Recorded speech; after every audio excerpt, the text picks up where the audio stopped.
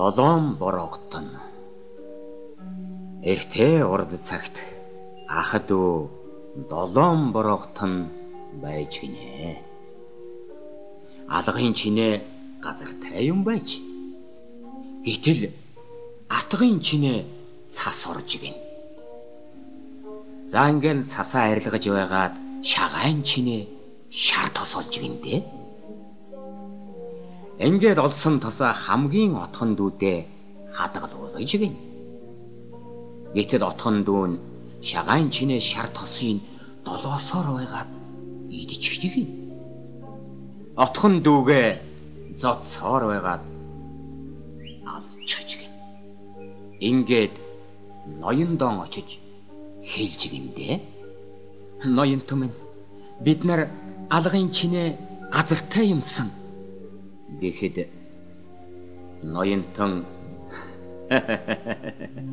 за яасан их дэлхийтэй юм бэ гэж хэлж гин. Бид нэг газар дээр атгын чинээ цас орчихлоо. Мөн зод болохыг шахаж идэ. Гэхдээ тэгээд бид нар тэрнийг арилгаж байгаад шагаан чинээ шар тосоллоо гэж хэлэхэд ноёнтон та нар ч тэгвэл баяжхийг шахаж дээ гэж гин. Иш ноёнтон тэрнийг бид нар отхон дүүдээ хадгалууллаа л да. Хаа. Айгуу чөөр няр болгох шахаж дээ гэж гин.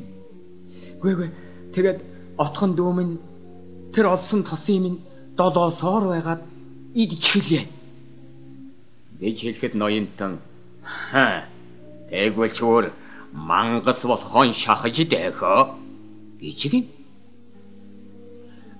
Бид нар дүүгээ зодсоор байгаад алж орхилоо. Хөөе. Тэгвэл чөөр дайм болохоо шахаж дэхөө гэж ноёнтон айлдж гин. Ингээд ноёныг тоохгүй болохоор нь юу ч мэддэггүй амтан байна гэж буцаж ирээд бүгдээрээ хамтдаа амьдран суусан гэдэг.